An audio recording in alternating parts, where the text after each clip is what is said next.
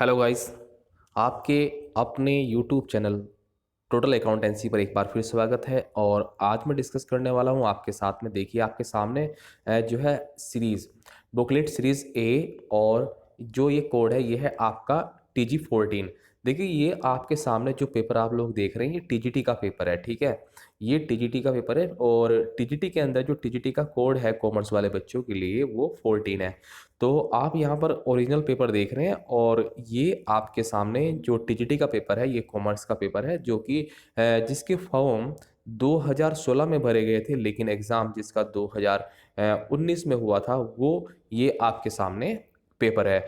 और ये जो कॉमर्स का पेपर है दोस्तों, मैं आपके साथ में पूरा डिस्कस करूंगा। लेकिन हम लोग जैसे 125 क्वेश्चन है तो 125 क्वेश्चन अगर एक ही सीरीज़ के अंदर सोल्व करेंगे तो काफ़ी बड़ी वीडियो हो जाएगी, जो अपलोड करने में दिक्कत होगी। तो हम लोग क्या करेंगे कि 3-4 पार्ट्स के अंदर, ठीक है, पेपर को डिवाइड करके तब वीडियो बनाएंगे।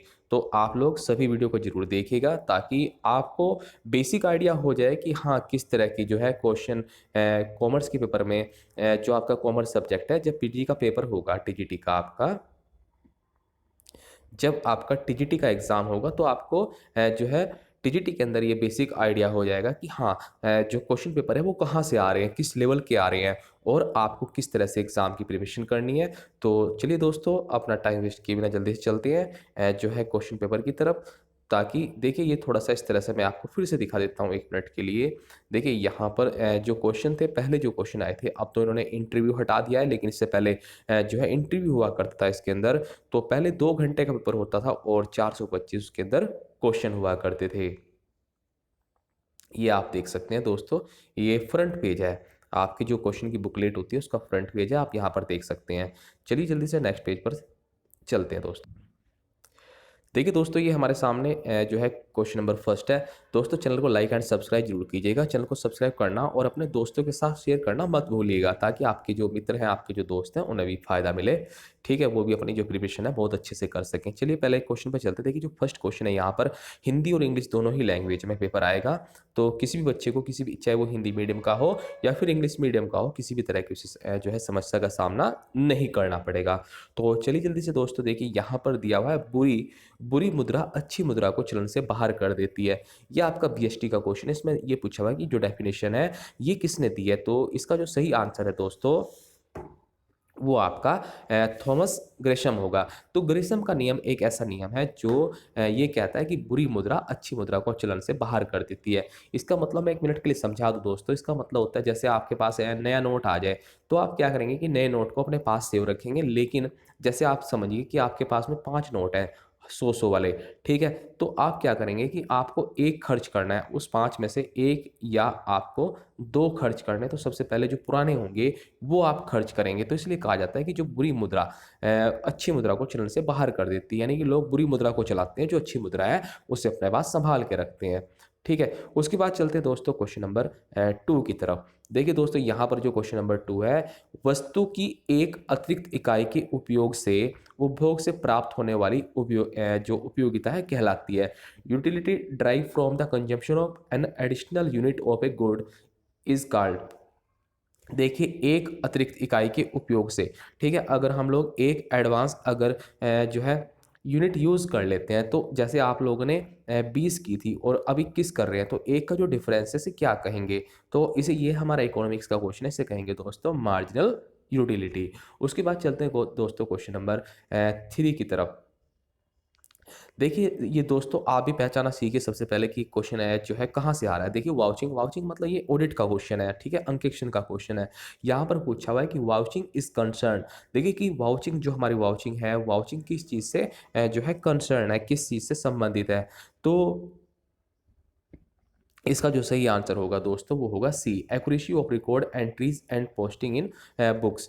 देखिए जो वाउचिंग है, जब हम लोग, जैसे वाउचिंग क्या होता है, जैसे वाउचर्स होते हैं, जब भी आप कोई लेन देन करेंगे तो आपको वाउचर्स मिलते हैं ना। तो आप जैसे ऑडिटर है, जब आप एक ऑडिटर हैं, जब आप ऑडिट करने जाएंगे तो आप खातों की वहाँ पर शुद्धता की जांच करेंगे। अब शुद्धता की जांच कैसे होगी कि आप वाउचिंग से देखेंगे कि जो इन्होंने जर्नल एंट्री पास की है, जो इन्होंने रिकॉर्ड बना रखे हैं, कि वो प्रॉपर भी बना रखे हैं या ऐसे ही बना रखे हैं। तो आप उनसे क्या करेंगे, वेरिफिकेशन करेंगे वाउचिंग से, ठीक है। उसके बाद चलते हैं दोस्तों क्वेश्चन नंबर 4 की तरफ।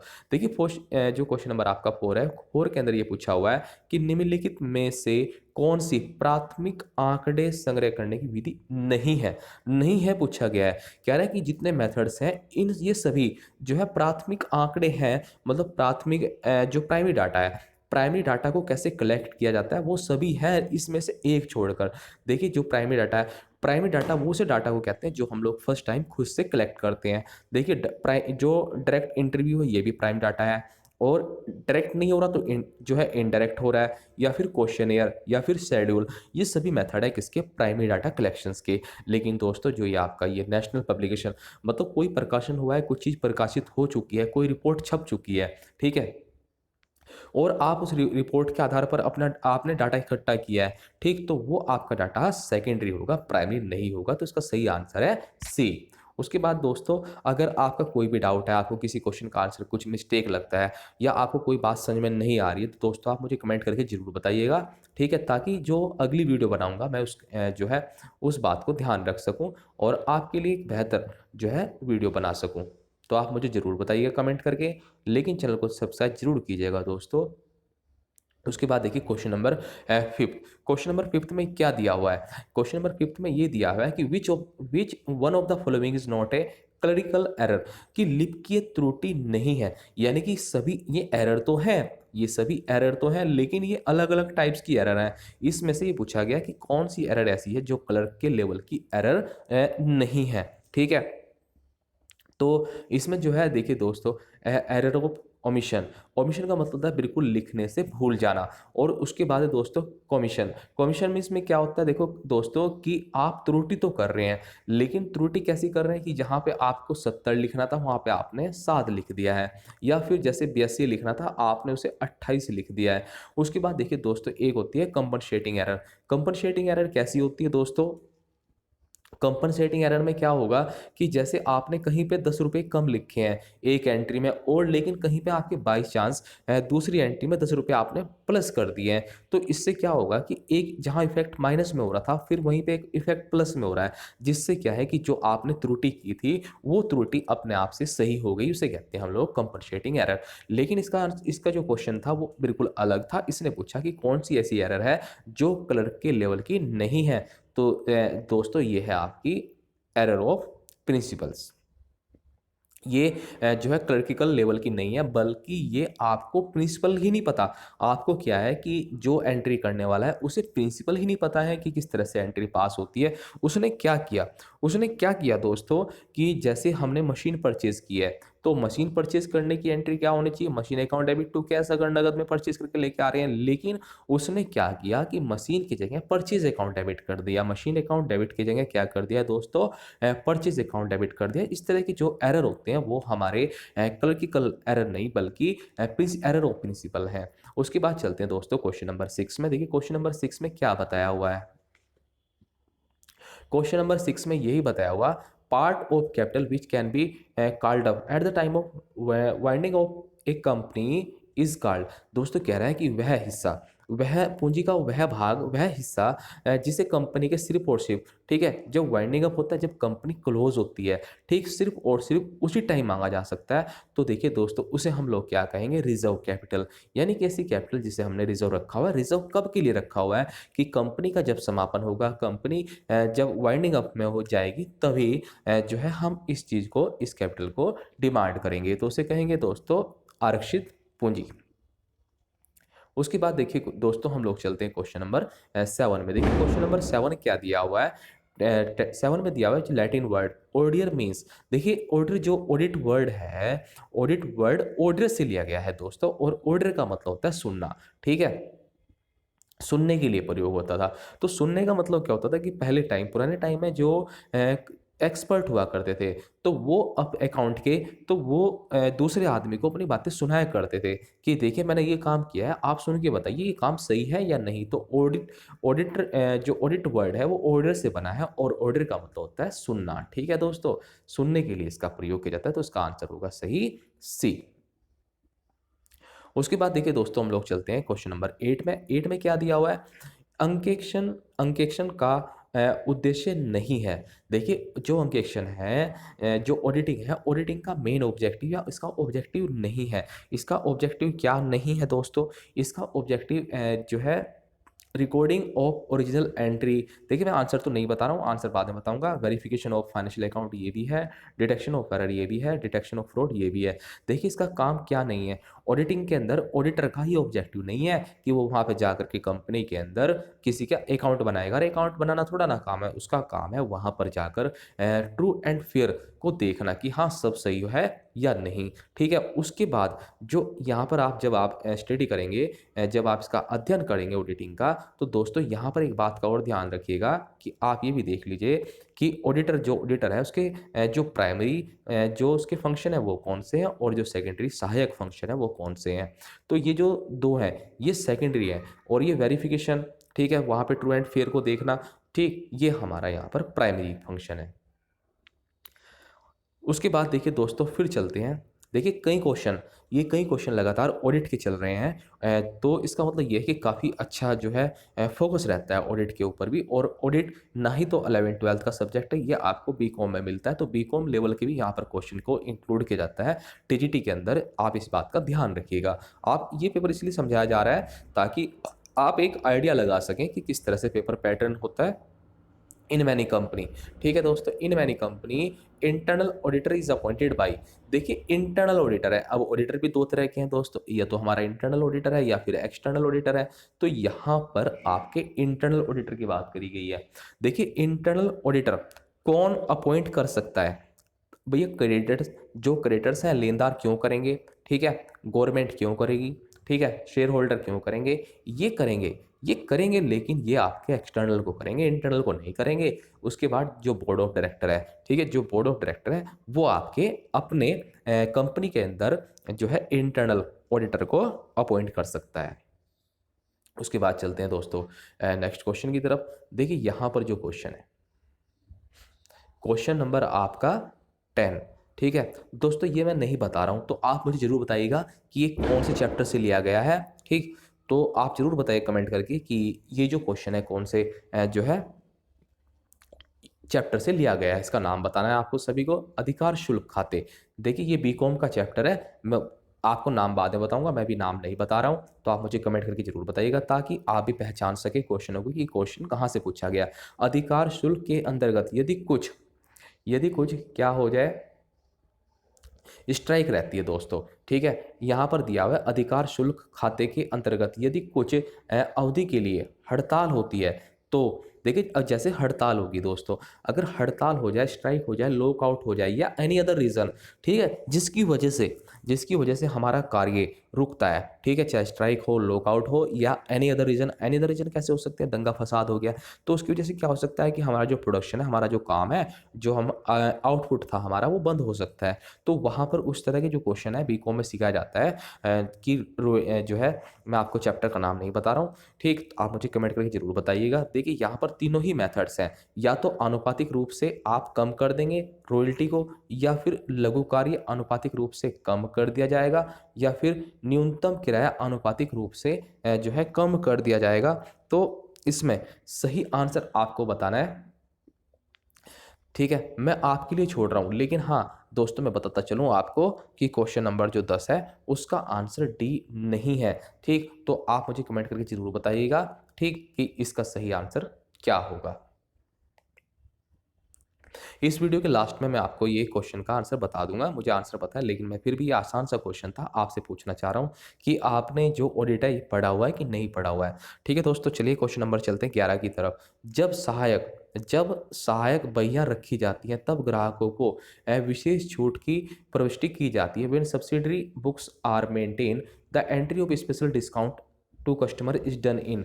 ये कह रहा है कि जब आप जो ग्राहकों को विशेष छूट दे रहे हैं, स्पेशल डिस्काउंट दे रहे हैं, तो उसकी एंट्री आप इसमें से कौन सी बुक में करना चाहेंगे। तो इसमें जो सही आंसर होगा दोस्तों आपका वो होगा जो है कैश बुक में। ठीक है, देखिए यहाँ पर प्रविष्टि पूछी गई है दोस्तों, यहाँ पर एंट्री पूछी गई है, तो इसका सही आंसर होगा जर्नल। ठीक है, आप जर्नल को इसका सही आंसर मान के चलिएगा, और इसका आंसर जो विभाग के अनुसार है वो भी जो है ए ही है। उसके बाद देखिए यहाँ पर चलते हैं फिर से फिर से हमारा ऑडिटिंग आ चुका है। Special a scheme of work to be done by the auditor is called. देखिए जो ऑडिटर का जो काम है, अंकेक्षक द्वारा किए जाने वाले कार्य की योजना। देखिए कार्य की योजना को पूछ रहा है कि जो कार्य की जैसे हम लोग किसी कार्य की योजना बनाते हैं तो उस कार्य की योजना को क्या कहा जाता है। तो देखिए उसे कहते हैं दोस्तों ऑडिट प्रोग्राम। उसके बाद चलते हैं आगे। यहाँ पर पूछ रहा है, देखिए क्वेश्चन नंबर, बड़ा ही इंटरेस्टिंग सा क्वेश्चन है ये आपका स्टैटिक्स से लिया गया है। यहाँ पर पूछ रहा है middle value of the order, ठीक है, ऑफ नंबर इज, ये कह रहा है नियत क्रमबद्ध संख्याओं का मध्य मूल्य को क्या कहेंगे। ऐसा मूल्य जो मध्य में आ रहा हो। देखिए यहाँ पर दोस्तों बड़ा आसान है कि आपने कोई जो सीरीज है वो असेंडिंग ऑर्डर में लगा दी है, इस तरह से असेंडिंग ऑर्डर में, और जहाँ पर एक मिड वैल्यू होगी यही हमारी क्या होगी, इसे ही हम लोग कहेंगे दोस्तों अपना मीडियन, ठीक है, मीडियन यानी कि मध्य का। उसके बाद नेक्स्ट पेज पर चलते हैं दोस्तों। यहाँ पर देखिए, यहाँ पर आपका जो है क्वेश्चन नंबर 14, क्वेश्चन नंबर 14 में देखिए क्या बताया गया है। आय एवं व्यय खाते द्वारा प्रकट होने वाली आधिक्य या कमी को जो है अंतरित कर दिया जाता है। द सरप्लस और डेफिसिटी, ठीक है, revealed by the income and expenditure account is transfer to, ये कह रहा है जो हमारे इनकम एंड एक्सपेंडिचर अकाउंट जो हम लोग बनाते हैं उसमें जो भी कमी है, ठीक है, जो भी सरप्लस आ रहा है या डेफिसिटी आ रही है तो उसे हम लोग कौन से अकाउंट में ट्रांसफर करते हैं। तो इसका सही आंसर है दोस्तों कैपिटल फंड में इसे हम लोग ट्रांसफर कर देते हैं। उसके बाद देखिए यहाँ पर एक डेफिनेशन पूछी गई है कि management is the function of executive leadership everywhere, this definition is given by, कह रहा है कि जो प्रबंधन है हर जगह अधिशाही नेतृत्व का काम करता है, यह परिभाषा किसने दी है। तो इसका जो सही आंसर है दोस्तों वो होगा आपका डेविस, आरसी डेविस। उसके बाद देखिए क्वेश्चन नंबर चलते हैं दोस्तों, आपका 16 आ गया है। देखिए 16 में क्या दिया है, which one of the following error do not affect the agreement, sorry यहाँ पर देखिए क्या लिखा हुआ है इन्होंने, एग्रीमेंट ऑफ ट्रायल बैलेंस, ठीक, बड़ा ही अजीब सा वर्ड है एग्रीमेंट। लेकिन यहाँ पर देखिए निम्नलिखित में से कौन सी त्रुटि तलपट के मिलान को प्रभावित नहीं करती, ठीक, कि यहाँ पर एरर हो जाती है लेकिन एरर होने के बावजूद भी जो अकाउंट है वो टैली नहीं हो पा रहे हैं, ठीक है, डू नॉट अफेक्ट मतलब अफेक्ट नहीं करती है जो है ट्रायल बैलेंस के टोटल को। तो इसका जो सही आंसर होगा दोस्तों वो होगा आपका सी। सी का मतलब है recording of assets and as expenses. देखिए आपने रिकॉर्ड तो किया लेकिन असेट्स को एज एक्सपेंसेस आपने रिकॉर्ड कर दिया है, तो ये क्या होगा कि आपका जो ट्रायल बैलेंस है उसका जो टोटल होगा उसे इफेक्ट नहीं करेगी।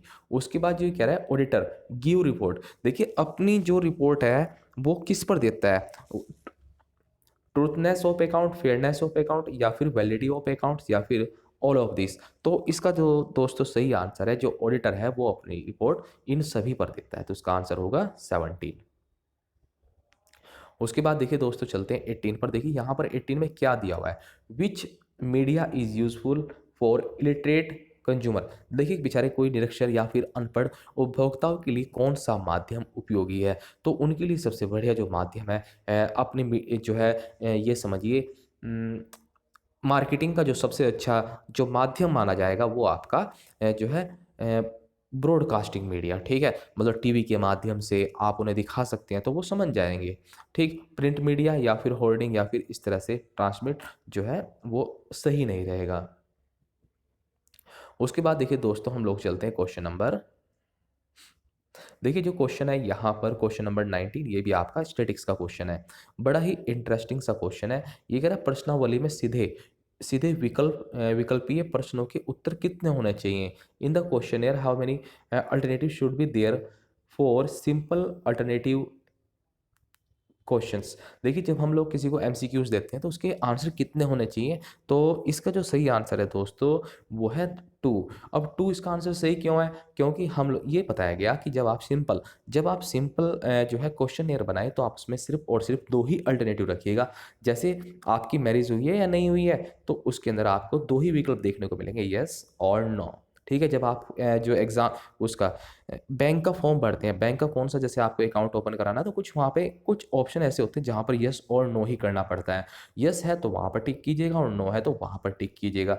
तो यहीं यहाँ पर यही बताने की कोशिश की गई कि प्रश्नावली में सीधे विकल्प के प्रश्नों के उत्तर कितने होने चाहिए? 2। तो पहला कौन सा, मतलब इस तरह के येस और नो वाले, उसकी बात हुई है। ठीक, तो काफ़ी यहाँ पे ये एक इंटरेस्टिंग सा क्वेश्चन था। उसके बाद चलते हैं दोस्तों क्वेश्चन नंबर 20 पे। उत्पादक सेवाओं के आगतों की दर और निर्गत के बीच के संबंध को क्या कहलाता है? ये कह रहा था relationship between rate of input of production service and the rate of output is known as. तो उसे हम लोग क्या कहेंगे दोस्तों? इसे कहेंगे क्वेश्चन नंबर 20 के प्रोडक्शन फंक्शन। ठीक है, उसके बाद चलते हैं दोस्तों क्वेश्चन नंबर 21 पर। कंपनी के पार्षद सीमा नियम पर कौन सिग्नेचर करता है? जो the person who sign the memorandum of association of a company. देखिए, जो कंपनी के मेमोरेंडम MOA पर, ठीक है, सिग्नेचर करता है उसे हम लोग कहेंगे subscriber to memorandum of association. ठीक, इसका जो सही आंसर होगा दोस्तों, पार्षद सीमा नियम के लिए अभिदाता जो होंगे वही उस पर सिग्नेचर करेंगे। उसके बाद चलते हैं क्वेश्चन नंबर 22 पर। देखिए क्वेश्चन नंबर 22 में क्या पूछा हुआ है। क्वेश्चन नंबर 22 में जो आपका पूछा हुआ है दोस्तों, ये लॉ ऑफ डिमांड स्टेट, ये जो मांग का नियम है, मांग का नियम क्या बताता है? तो जो आपका मांग का नियम होगा दोस्तों, ये बताएगा कीमत और मांग के बीच सदैव जो है विपरीत इनवर्स रिलेशनशिप रहती है। There is a inverse relationship between price and quantity demand. उसके बाद देखिए दोस्तों, क्वेश्चन नंबर 23। देखिए तो क्वेश्चन नंबर 23 के अंदर पूछा हुआ है money is what money does. ये कह रहा है कि मनी, मुद्रा वह है जो मुद्रा का कार्य करे। तो ये डेफिनेशन किसने दी है? तो ये डेफिनेशन दी है दोस्तों वॉकर ने। उसके बाद कह रहा है यहाँ पर क्वेश्चन नंबर 24 में द पर्पज ऑफ लेजर, कि जो लेजर हम लोग बनाते हैं उसका उद्देश्य क्या है? ठीक है, उसका पर्पज क्या है?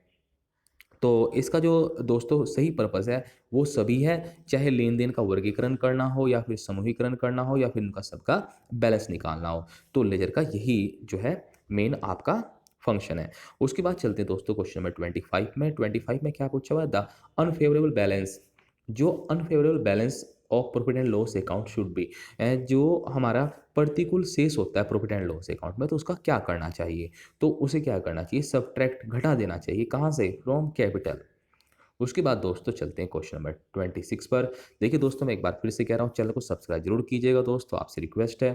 ठीक, और अपने दोस्तों के साथ जरूर शेयर कीजिएगा ताकि थोड़ा सा उन्हें भी जानकारी हो जाए। उसके बाद देखिए यहाँ पर क्वेश्चन नंबर 26 में क्या हुआ है? The law of diminishing marginal utility was propounded by, कि ये जो है ना प्रोगेटेड जो है किसने किया है? ठीक, तो आपको यही बताना है इसके अंदर कि घटती सीमांत उपयोगिता के नियम का प्रसार किया था। ठीक है, law of diminishing return marginal, sorry. उसके बाद देखिए यहाँ पर जो ये प्रसार